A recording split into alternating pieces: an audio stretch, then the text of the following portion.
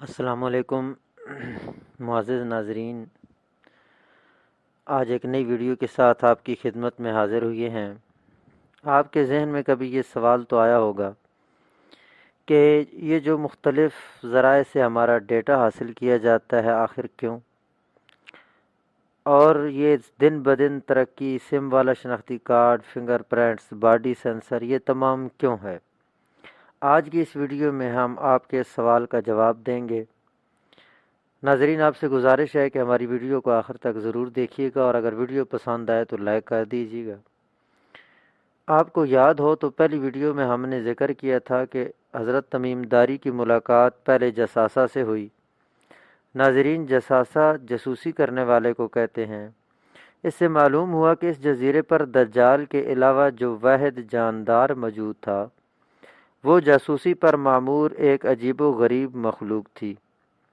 پتہ چلا کہ جاسوسی اور اطلاعات کا حصول دجال کا اہم ترین حربہ ہوگا، یعنی دجال دنیا بھر میں اپنے اقتدار کے قیام اور استحکام کے لیے خفیہ نگرانی کا جال بچھائے گا، اور زمین پر موجود کسی متنفس کو اپنی اکلوتی آنکھ کے دائرے سے باہر نہیں جانے دے گا۔ اس لیے کچھ چیزیں ابھی سے شروع ہو گئی ہیں جو دجال کی راہ ہموار کرتی ہیں۔ مثلاً پہلے نمبر پر ڈیٹا انفارمیشن۔ کچھ عرصے سے پوری دنیا میں ہر ذی روح کے کویف جمع کرنے کا ایک نظام متعارف ہو رہا ہے جو دھیرے دھیرے اپنا دائرہ کار بڑھا رہا ہے۔ بظاہر اس کا عنوان متاثر کن ہے، مثلاً ملکی سلامتی کے لیے وطن کے اصل باشندوں کے کویف جمع کرنا۔ چنانچہ روئے زمین پر بسنے والے اکثر بنی آدم کے نام، پتے، تصویریں، انگلیوں کے نشانات کسی نہ کسی عنوان سے کہیں نہ کہیں محفوظ کیے جا چکے ہیں۔ کسی فرد کے بارے میں مکمل معلومات انگلی کی ایک حرکت سے سکرین پر لائی جا سکتی ہے۔ کہا جاتا ہے کہ یہ ملکی سلامتی کے لیے ضروری ہے، لیکن اس کا کیا کیا جائے کہ ملکی سلامتی کے لیے اربوں روپے خرچ کر کے جمع کیا جانے والا یہ مواد بیلجیم کے دارالحکومت بھیج دیا جاتا ہے، اور ہر فرد کو نیٹو کی زیر نگرانی کام کرنے والے ایک ماسٹر کمپیوٹر کی نکیل ڈال دی جاتی ہے۔ نادرا جیسے ادارے اسی لیے وجود میں لائے گئے ہیں کہ کچھ سالوں بعد تک کوئی بھی فرد خفیہ نگراں کاروں سے چھپا نہ رہ سکے۔ وہ جہاں جائے نادیدہ آنکھوں کی خفیہ نگرانی کے حصار میں رہے۔ مختلف افراد کے بارے میں معلومات، اطلاعات مہیا کرنے کے لیے ڈیٹا کمپنیاں وجود میں آ گئیں جو مختلف اشیاء کے گاہکوں یا استعمال کنندگان کے نام، پتے، فون نمبر، ای میل ایڈریس فراہم کرتی ہیں۔ اپنے کاروبار کو فروغ دینے کے خواہش مند بزنس مین ان سروے کمپنیوں کی جانب سے مہیا کی گئی معلومات پر انحصار کرتے ہیں۔ اسے کنزیومر سروے کہا جاتا ہے۔ اس طرح ہیلتھ سروے اور دیگر سروے ہوتے رہتے ہیں۔ اس کے نتیجے میں حاصل ہونے والی معلومات بھی براہ راست بیلجیم کے دارالحکومت میں بھیج دی جاتی ہیں۔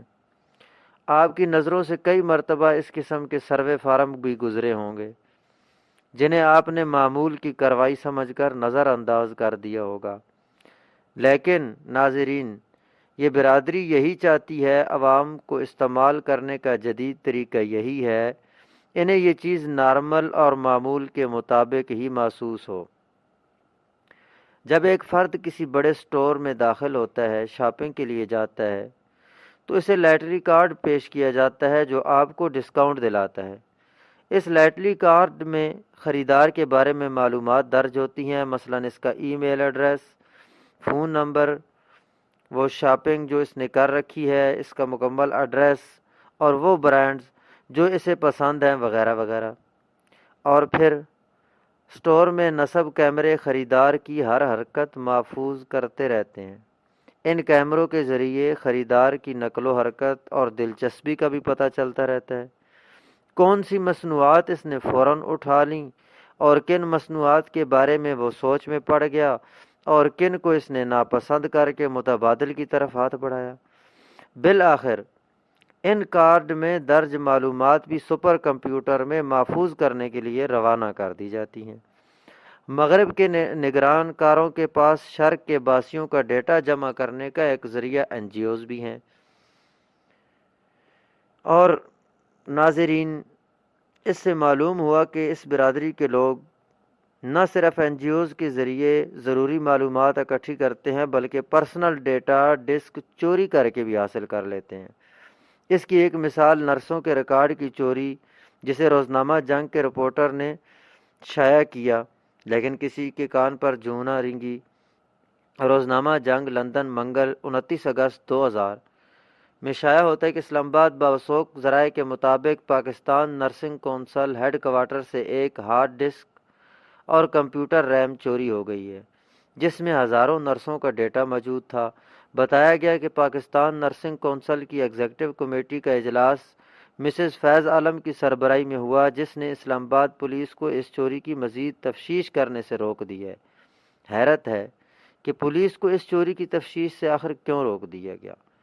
اور ناظرین، یہ کام عورتوں میں دلچسپی رکھنے والے کسی جنونی کا نہیں، یہ مکمل سازش ہے جو 1998 اور 1999 میں ایک امریکی کمپنی پاکستان کی سڑکوں گلیوں کی پیمائش ایک ایک انچ کے حساب سے لے رہی تھی۔ اس کمپنی نے اپنا کام مکمل کیا، اپنا سامان باندھا اور پرواز کر گئی۔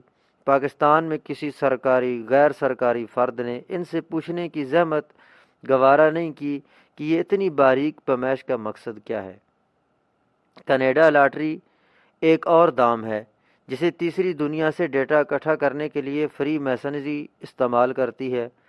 ممکنہ طور پر فنگر پرنٹس بھی حاصل کیے جاتے ہیں۔ ہر سال اس لاٹری میں 3 ملک شامل کیے جاتے ہیں، صرف 70,000۔ ان میں سے کسی ایک کا بھی نام منظر عام پر نہیں آتا، لیکن یہ وہ خوش نصیب ہیں جنہیں اپنی ارض معودہ مواقع کی سرزمین، فری میسنوں کی سرزمین کینیڈا اور امریکہ کی شہریت ملتی ہے۔ ناظرین، اگر تمام باتیں اسی ویڈیو میں بیان کرتے ہیں تو ویڈیو کافی لمبی ہو جائے گی۔ اگلی ویڈیوز میں ہم چل کر آپ کو ڈیٹا انفارمیشن کی اور جو دوسرے ذرائع ہیں ڈیٹا اکٹھا کرنے کے، نگران کیمرے، چینل اور کمپیوٹرز، سفری ٹکٹ، رقوم کی منتقلی، یہ تمام باتیں اگلی ویڈیوز میں چل کر ہم آپ کے ساتھ شیئر کریں گے، اس لیے ہمارے چینل کے ساتھ منسلک رہیے گا۔ السلام علیکم۔ السلام علیکم معزز ناظرین۔